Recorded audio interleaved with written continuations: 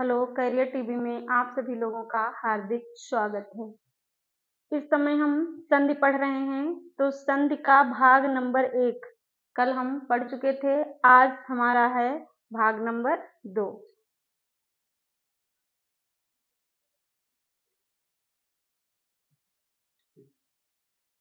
तो आज हमारा रहेगा पार्ट नंबर 2, भाग नंबर 2।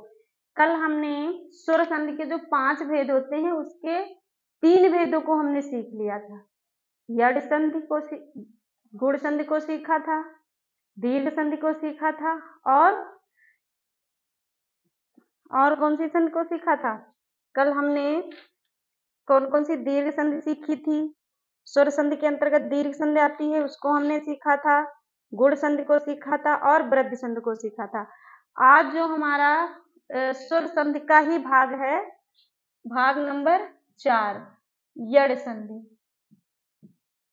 यड़ संधि हम इसको सीखेंगे, यड़ संधि को। तो देखिए इसमें क्या होता है। यड़ संधि को हम पहचानेंगे कैसे? तो यड़ संधि में यदि इसमें क्या होता है, इसमें यदि छोटी, बड़ी, छुटाऊ, बढ़ाऊ, छोटी, बड़ी, छुटाऊ, बढ़ाऊ या ऋण के बाद या पश्चात कोई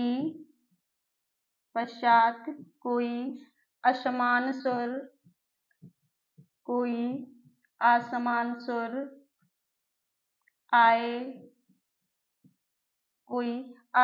स्वर आए तो वहां पे यड़ संधि होगी। तो यड़ संधि हो जाएगी। यड़ संधि हो जाएगी। तो पहले तो हम इसको केवल पहचानेंगे कि यड़ संधि है क्या। तो यड़ संधि है क्या? यड़ संधि में यदि आपका छोटी, बड़ी पहले शब्द का अंतिम वर्ण यदि छोटी, बड़ी है तो या, छुटाऊ, बढ़ाऊ है तो वा, और ऋण होने पे रा बन जाता है। यह भी हम आपको बताएंगे। पहले तो हम ये जानेंगे कि यड़ संधि में पहले शब्द का अंतिम जो वर्ण है वो छोटी, बड़ी, छुटाऊ, बढ़ाऊ, ऋण यदि आए और दूसरे शब्द का प्रथम वर्ण यदि असमान है स्वर या असमान वर्ण है तो वहां पे यड़ संधि हो जाएगी। जैसे अब हम इसको ट्रिक के माध्यम से थोड़ा जानते हैं, इसकी ट्रिक भी है। देखिए ट्रिक क्या है। ट्रिक से इसको कैसे पहचानेंगे? तो शब्द जैसे या, रा, ला, वा के पहले ट्रिक है इसकी, या, रा, ला, वा। या, रा, ला, वा के पहले यदि आधा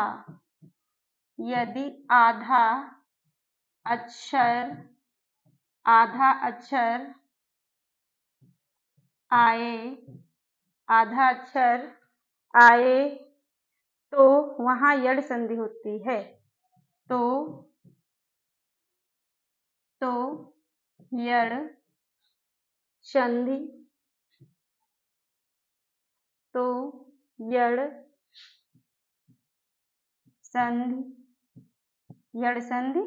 होगी। जैसे हम अब इसको उदाहरण के माध्यम से सीखेंगे। जैसे हमने उदाहरण लिया इति, धन, आदि। उदाहरण हमने क्या लिया? देखिए उदाहरण नंबर 1, जैसे हमने क्या कहा, इति, धन, आदि। इत, धन, आदि। तो देखो यहाँ पे हमें छोटी मिला अंतिम वर्ण और यहाँ हमने कहा कोई असमान स्वर। तो जब छोटी, बड़ी मिलेगा और कोई असमान स्वर होगा तो वहां पे आपका बन जाएगा या। यहाँ पे हम थोड़ा सा इसको सीखेंगे, थोड़ा सा हम यहाँ पे इसको सीख लेंगे कि यदि पहले शब्द का अंतिम वर्ण यदि छोटी ई या बड़ी ई है, दूसरे शब्द का प्रथम वर्ण असमान, इनको छोड़ करके असमान कोई भी वर्ण है तो यहाँ पे बन जाएगा आपका या। क्या बन जाएगा? या बन जाएगा। और उसके बाद यदि प्रथम शब्द का अंतिम वर्ण छोटा ऊ या बड़ा ऊ है और उसके बाद कोई असमान स्वर है तो बन जाएगा वा। और यदि प्रथम शब्द का अंतिम वर्ण यदि ऋण है और उसके बाद कोई असमान स्वर है तो वहां बन जाएगा रा। क्या बन जाएगा? रा। ये या बन जाएगा, ये वा बन जाएगा और ये रा बन जाएगा। तो यहाँ पे देखिए कैसे आप पहचानोगे। तो छुट्टी है यहाँ पे और यहाँ पे आ है तो ये हमारा पता है बनेगा क्या? या बनेगा। या बनेगा। तो या बनेगा तो यहाँ हम छोटी ई को तो हम लिख लेते हैं, छोटी ई को लिख लेते हैं और जो यहाँ से छोटी ई हमने निकाल ली है, छोटी निकाल ली और ये बड़ा तो ये क्या बन गया? या बन गया। और आ में जो मात्रा है वो लगा देंगे और ये दी हमने लिख दिया। अब जब इस छोटी ई से हम ता में जो छोटी की मात्रा लगी है जब हमने इसको निकाल लिया तो ये हमारा जो ता है वो आधा रह जाएगा। कितना रह जाएगा? आधा। तो हो गया इत्यादि। क्या हो गया? इत्यादि। इतना आप समझे। अब और भी उदाहरण लेते हैं। जैसे हमने कहा और ये भी कहा अभी हमने बताया कि या रा ला वा के पहले तो देखो या मिल रहा है और इसके पहले हमें आधा वर्ण मिल जाए तो आधा वर्ण मिल रहा है। और उदाहरण लेते हैं। जैसे हमने कहा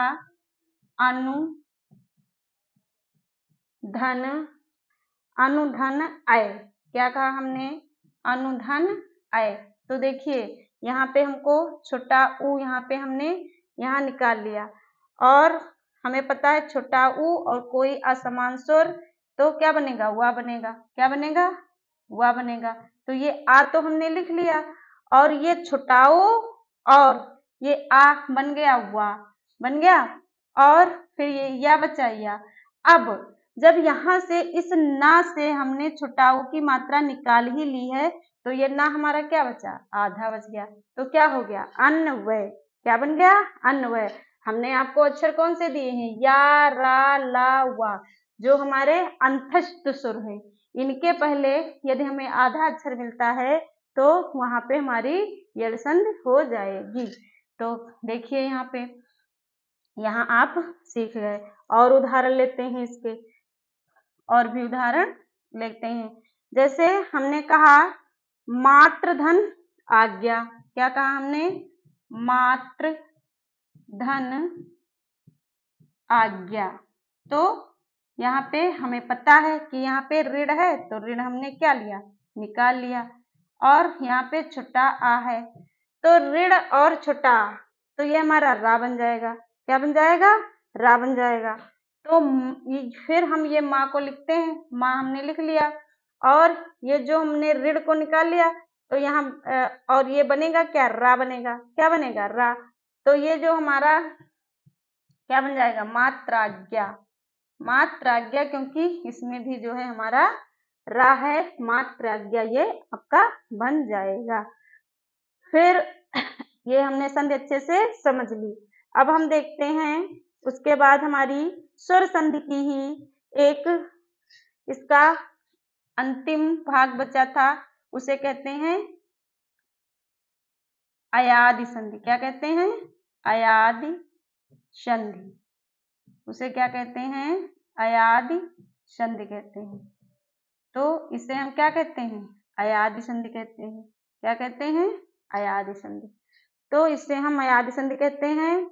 इसमें देखिए क्या होता है, तो वहां पे यड़ था तो इतना याद रखिए या से यड़ और या से हमारे अंतस्थ वर्ण शुरू होते हैं। या वा रा ला ये शुरू होते हैं। तो हमारे अंतस्थ वर्ण ही तो थे ये जो हमने आपको बताए थे। देखिए एक बार अंतस्थ वर्णों की हमने आपको बताया था या रा ला वा ये अंतस्थ वर्ण है। तो या से यड़ और या से या रा लावा अंतस्थ वर्ण। फिर अयाद, तो अयाद में क्या हो जाएगा, इसमें आपका यदि ए आए ओ आओ के बाद कोई असमान स्वर आए तो वहां पे अयाद संधि होगी। यदि ए आए ओ आओ के बाद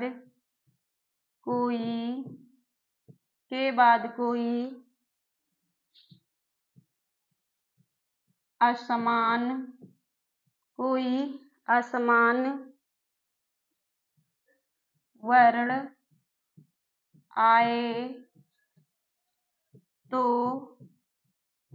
यड़ नहीं अयाद, असमान स्वर आए तो वहां पे कौन सी संधि हो जाएगी, अयाद संधि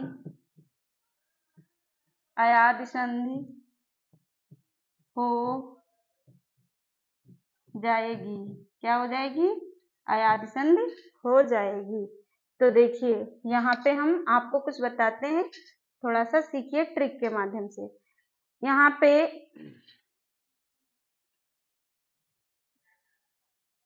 देखिए, यहाँ पे पहले शब्द का अंतिम वर्ण यदि ए है, उसके बाद कोई असमान स्वर है तो हो जाएगा आपका, क्या हो जाएगा, आए। क्या हो जाएगा, आए। यदि आए है और प्लस असमान स्वर है तो हो जाएगा आय। क्या हो जाएगा, आय। यदि ओ है, प्रथम शब्द का अंतिम वर्ण ओ है, कोई असमान स्वर तो हो जाएगा आओ। क्या हो जाएगा, आओ। यदि आओ है, प्रथम शब्द का अंतिम वर्ण आओ है, कोई असमान स्वर तो क्या हो जाएगा, आओ। क्या हो जाएगा, आओ। बस इतना हमें इसमें देखना है। अब इसके उदाहरणों के माध्यम से हम समझेंगे। जैसे हमने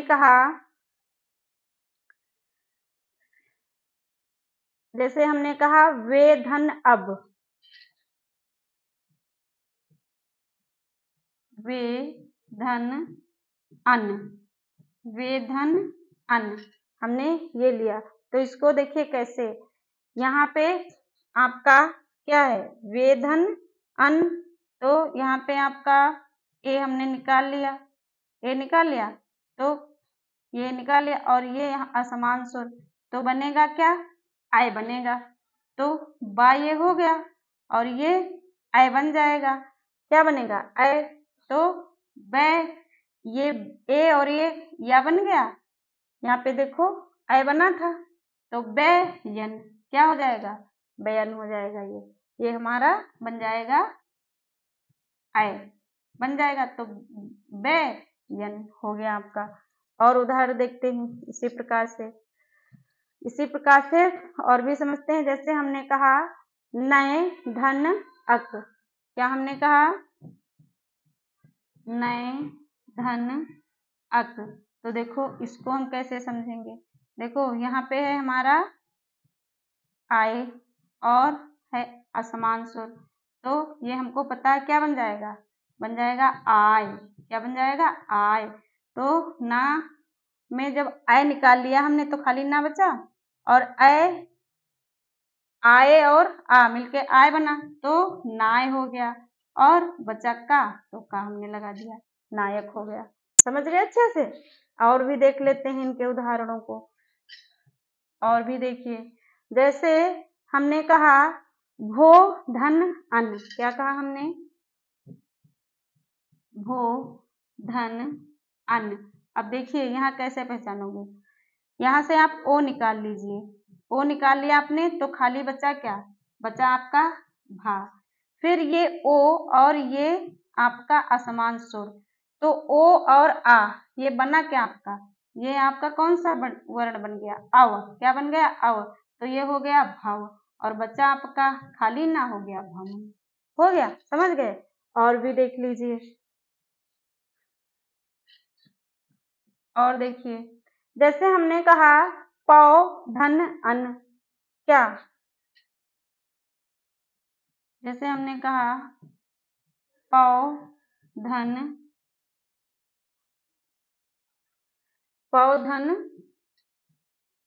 अन, तो इसको देखो यहाँ से आप जो है औ निकाल लीजिए, औ निकाल लीजिए तो आपका बचा यहाँ पे पा।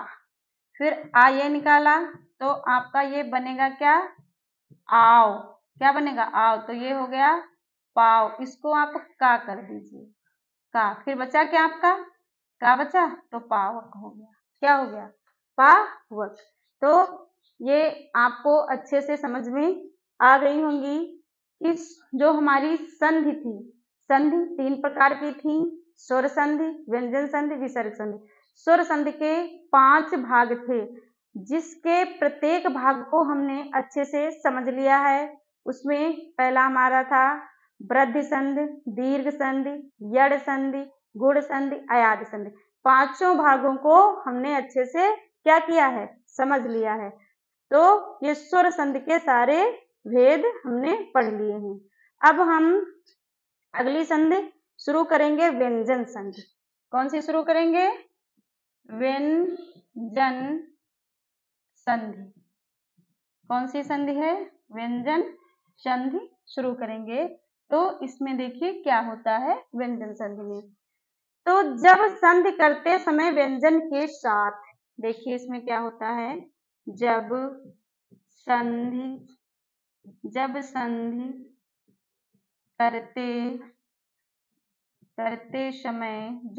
करते समय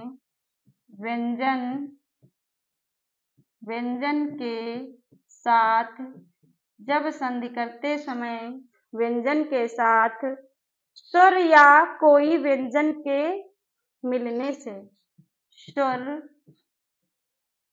या कोई व्यंजन, स्वर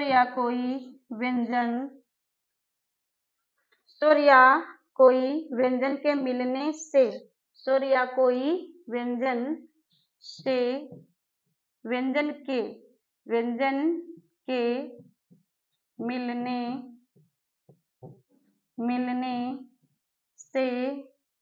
मिलने से जो रूप में परिवर्तन होता है, मिलने से जो रूप में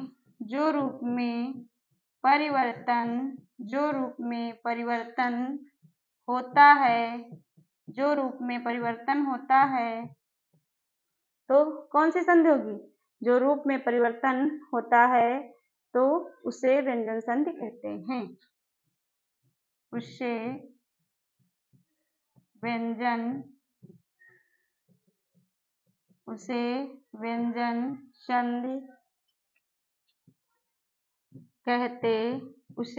संधि कहते हैं। देखिए व्यंजन संधि में क्या होता है कि जब संधि करते समय, जब हम संधि करेंगे, संधि करते समय व्यंजन के साथ स्वर या कोई व्यंजन के साथ स्वर हो या कोई भी व्यंजन ही हो सकता है, स्वर या कोई व्यंजन के मिलने से जो रूप में परिवर्तन होता है उसे व्यंजन संधि कहते हैं। तो ये आप जान गए। स्वर संधि में सिर्फ स्वरों का ही मेल होता है और व्यंजन संधि में स्वर भी हो सकते हैं और व्यंजन भी हो सकते हैं। यानी और भी इसको थोड़ा समझते हैं कि जब 2 वर्णों में संधि होती है, यानी जब 2 वर्णों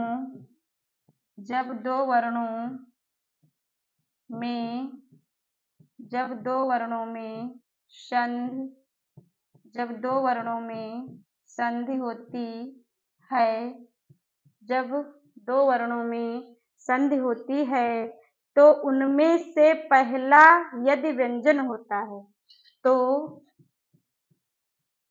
उनमें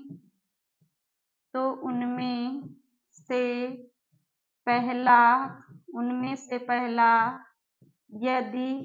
उनमें से पहला यदि व्यंजन उनमें से पहला यदि व्यंजन होता है उनमें से पहला यदि व्यंजन होता है और दूसरा स्वर या व्यंजन होता है और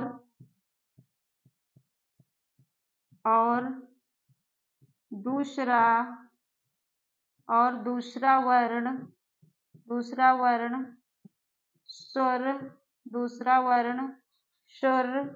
या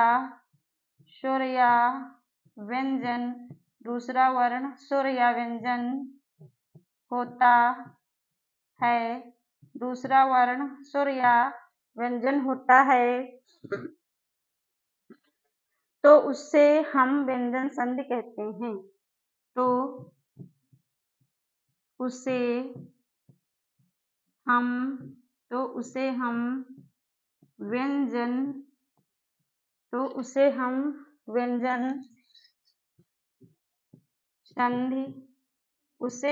व्यंजन संधि कहते हैं। उसे हम क्या कहते हैं? व्यंजन संधि कहते हैं। जैसे इसको फिर से समझ लो, यानी जब दो वर्णों में संधि होती है तो उनमें से पहला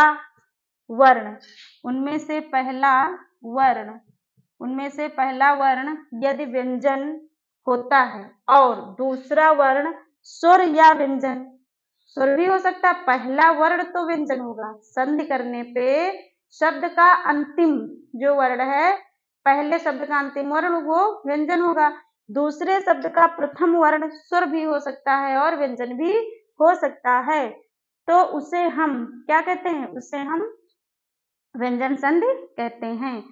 व्यंजन संधि के उदाहरण देखिए, कुछ हम इसके उदाहरण देखते हैं। पहले व्यंजन संधि के हम कुछ उदाहरण देखते हैं। जैसे हमने कहा दिक धन अंबर,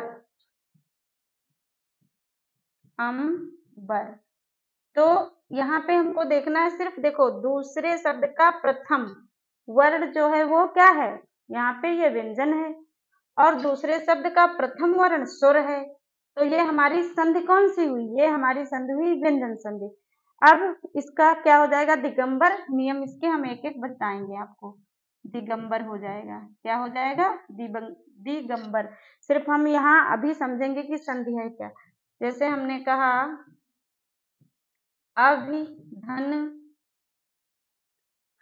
अभिधन सेक, तो यहाँ हम सिर्फ ये पहचानेंगे कि पहले शब्द का अंतिम वर्ण जो है वो व्यंजन है, पहले शब्द का अंतिम वर्ण व्यंजन है और दूसरे शब्द का प्रथम वर्ण जो है ये भी व्यंजन है। तो ये तो हमने आपको बताया, स्वर भी हो सकता है, व्यंजन भी हो सकता है, तो ये आपका हो जाएगा अभिषेक। क्या हो जाएगा? अभिषेक। फिर इसके जब नियम बताएंगे तो बताएंगे ये हुआ कैसे अभिषेक। अब देखिए व्यंजन संधि के नियम, तो देखिए नोट व्यंजन संधि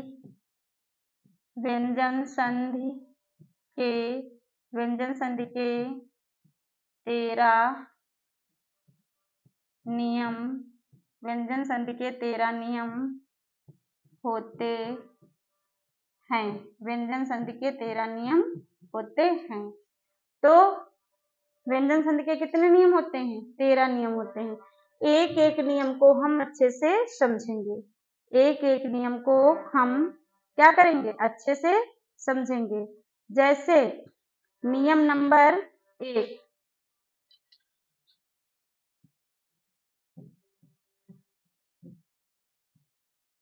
नियम नंबर 1, तो इसमें देखो क्या होता है, इसमें जब किसी वर्ग के पहले वर्ग, जब किसी वर्ग के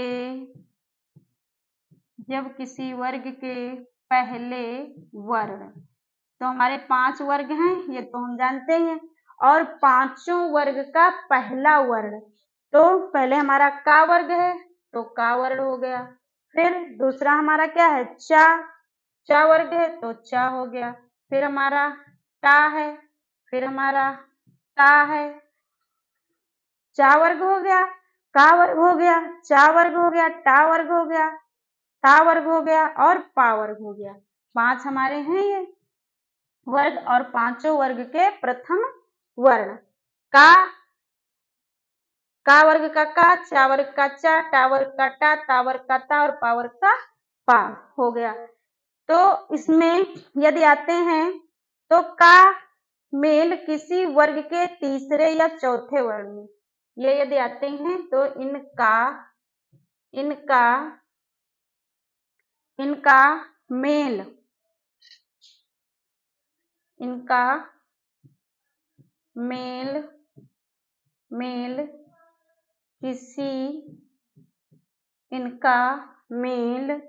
किसी वर्ग के तीसरे या चौथे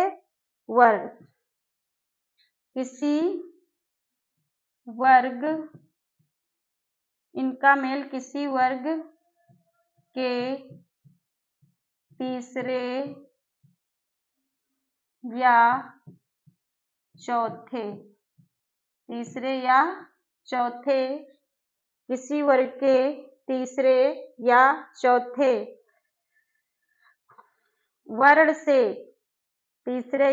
चौथे वर्ण से, अथवा किसी भी वर्ग के तीसरे या चौथे वर्ण से, और उसके बाद या, रा, ला, वा और हा जो अंतस्थ वर्ण है हमारे, यहाँ पे हो जाएगा इसका वर्ण से चौथे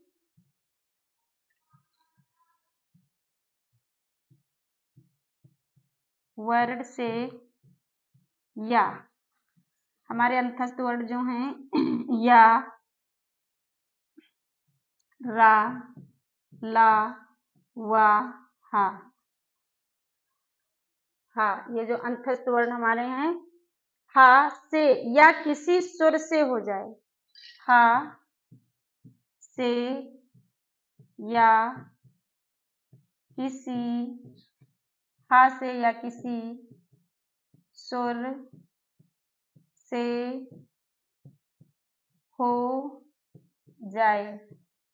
से हो जाए, तो का को गा, तो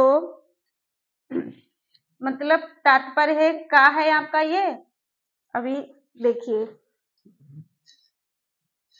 हो जाए तो इसमें आपका जो का था, का वर्ग, तो का, खा, गा, घा और अंगा, तो का जो परिवर्तन होगा वो गा में हो जाएगा, का परिवर्तन गा में हो जाएगा।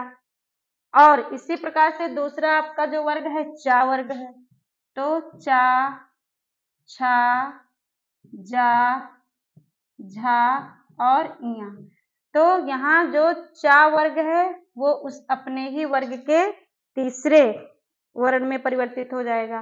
फिर है आपका टा वर्ग, तो टा, ठा, डा, ढा, अड़ा, तो इसमें क्या रहेगा, इसमें जो आपका टा, ठा, डा, टा, ठा, डा, तो इसका जो है परिवर्तन टा का डा में हो जाएगा, टा, ठा, डा, ढा, अड़ा। और उसके बाद आपका है कौन सा, ता वर्ग, तो ता, था, दा, धा और ना, तो ये ता का उसके तीसरे वर्ण में हो जाएगा परिवर्तन। फिर आपका है पा, तो पा वर्ग को भी लिख लीजिए,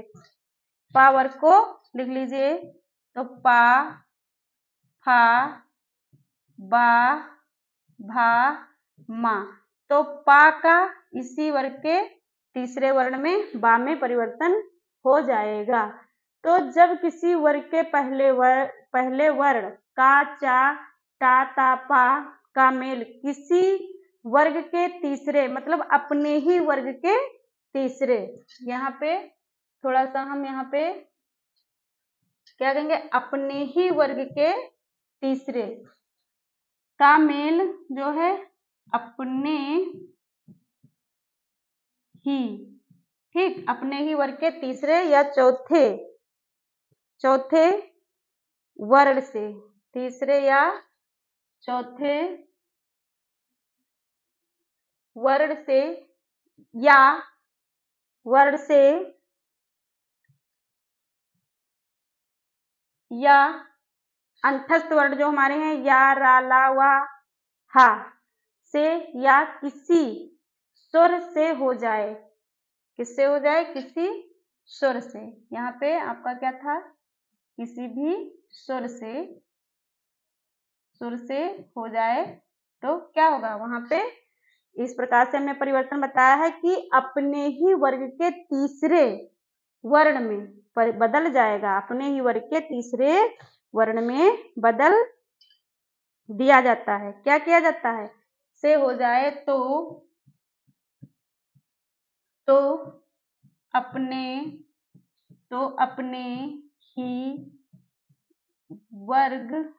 ही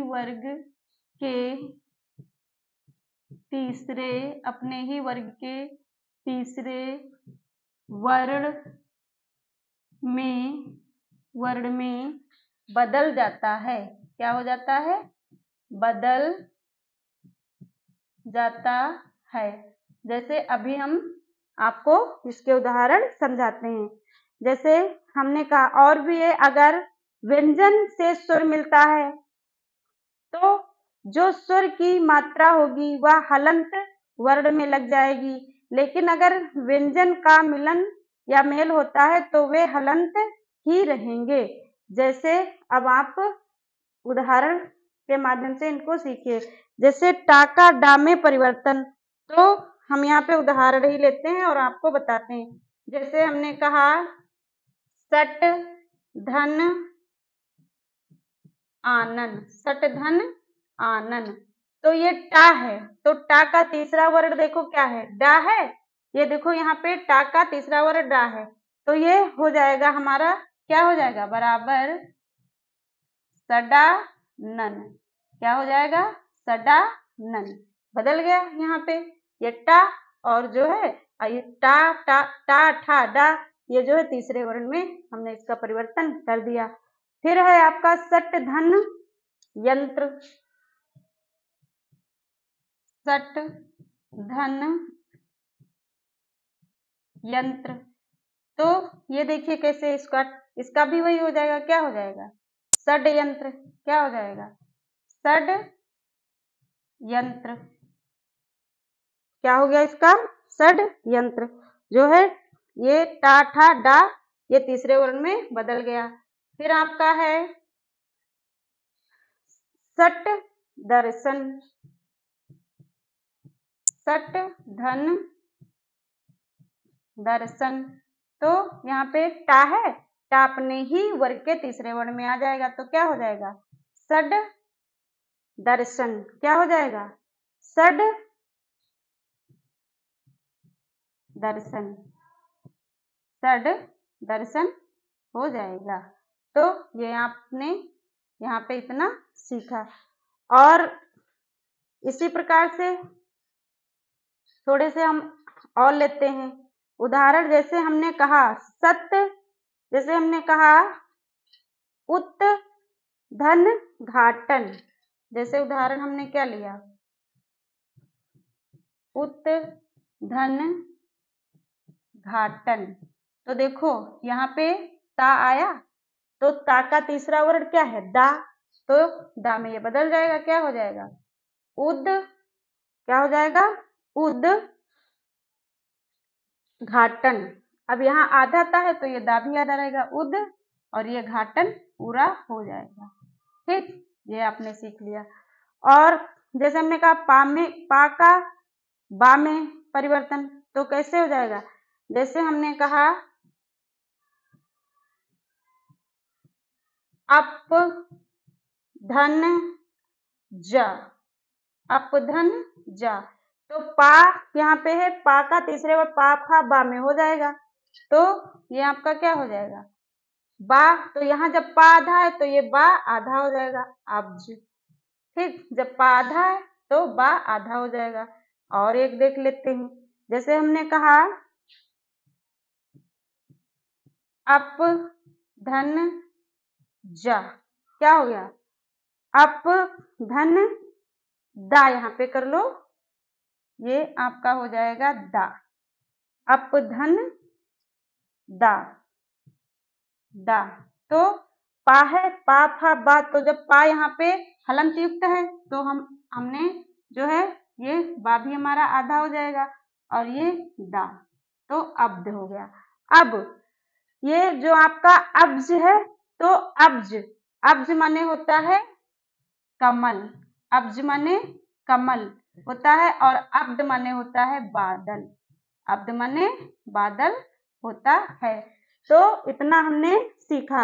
आज हमने व्यंजन संधि, स्वर संधि के बचे हुए जो 2 भाग थे उनको हमने देखा, 2 भेदों को, और व्यंजन संधि क्या होती है ये हमने समझा, और व्यंजन संधि के 13 नियम होते हैं जिनमें से एक नियम को हमने सीखा। तो प्रत्येक जितना भी आज आपने 4 भेद पढ़े हैं, चारों भेदों के कम से कम 5-5 उदाहरण आप जो है उसको संधि विच्छेद करके आप कमेंट बॉक्स में भेजिएगा। आज की क्लास हमारी कैसी रही ये भी कमेंट बॉक्स में बताइएगा। जय हिंद, जय भारत।